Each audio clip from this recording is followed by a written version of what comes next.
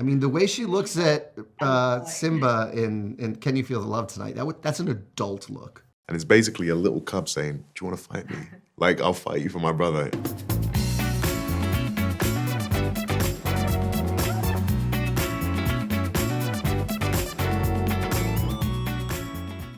Those people are interesting. Nala was their first crush. I mean, the way she looks at Simba in Can You Feel the Love Tonight, that's an adult look. Mine was Brandy. And mine was Ashanti.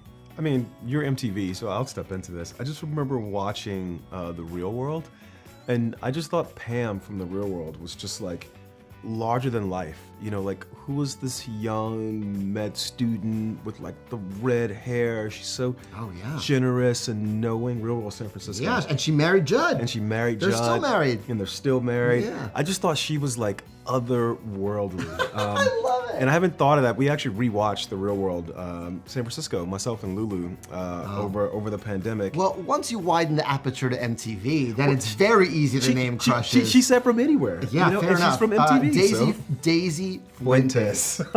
Forget it. Daisy Fuentes, then, now, forever. Why you looked at me so fast? I try to stay out of people's business. I like to hear about what's going on. I don't like to comment too much. You know, that's their dynamic and they're navigating, and I wouldn't want people meddling in mine. And if I do offer some advice, y'all must be struggling and it probably shouldn't be happening in any way. I share that sentiment. I'm very much somebody who, you know, I just mind my business. Yeah. But should you come to me, I'll definitely be someone that will listen. But I tend to let not people respond. navigate things in the way they need to,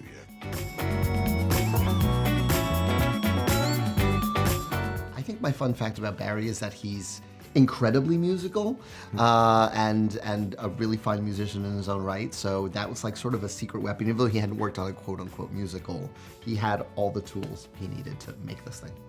Kelvin loves jazz. Is that fun? I think it is because I love jazz as well. He loves jazz, and I remember he and I were in New York together. Some we friends, did do that. That was. And we went to, where did we go? I can't remember the name of the establishment in New York. It wasn't good. We don't even need to shout them out.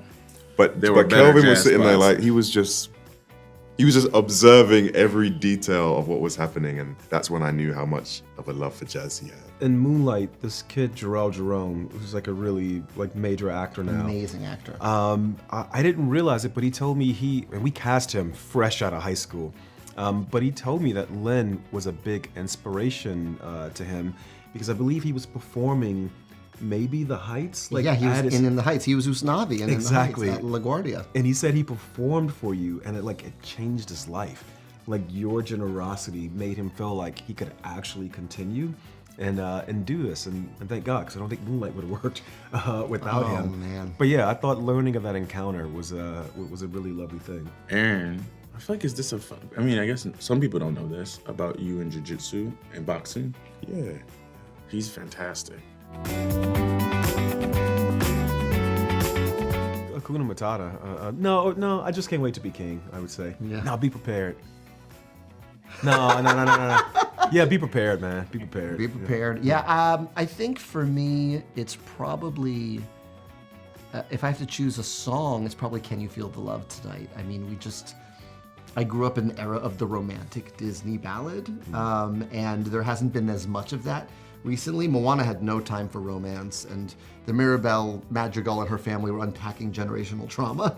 So I love the old school ballads, like the romantic Disney ballads. Be prepared. That's yours, right? Be prepared. And also, I mean, I don't know if this is considered a song in the same context because it doesn't have lyrics, but the moment where I think it's wildebeest, where they're coming down and they're stampeding, and it's just like this amazing, like, Score. It's so beautiful. Hans Zimmer. I've listened to that just on its own before in my car. I think it's really amazing.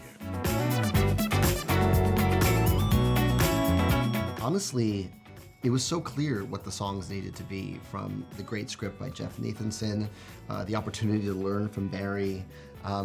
But really, every song you're trying to write, you're starting from scratch. Like, having written "You're welcome" does not help you when you're writing for Mufasa. You're always just trying to be honest to the moment. I always say every writer has, like, the two tools they use the most are research and empathy. You know, you're doing everything you can to understand where your character is at and trying to musicalize the truth of them in that specific moment. And so there's a lot of research to get there, and then like empathy once you're there. And in terms of the research, my secret weapon is Lebo M and Mark Mancina, two guys who worked on the original film. They worked on the Broadway musical. They know what the Lion King sounds like. They essentially invented that sound through their arrangements.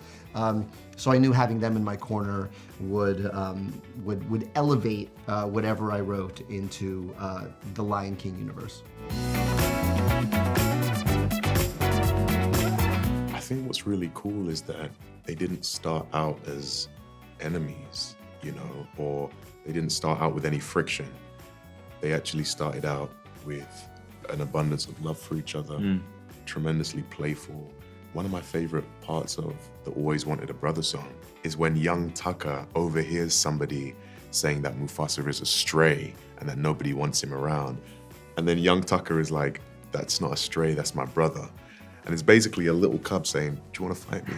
Like, I'll fight you for my brother. And I think that's really sweet. So I think just the fact that they were, before we meet them in the 1994 original, they were like this, you know, and just circumstances led them down a different route.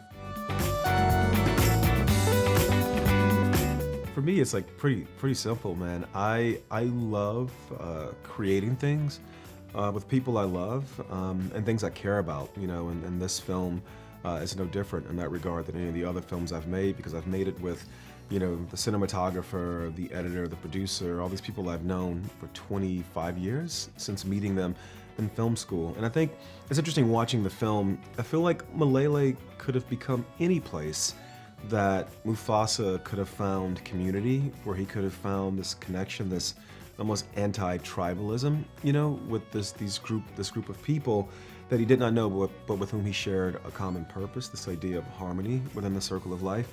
And I think whenever I go out and create art, you know, with either old collaborators or new collaborators, and we share that same purpose and intent, that to me feels like a Malele. Yeah, I mean, I feel the same way and echo what Barry said.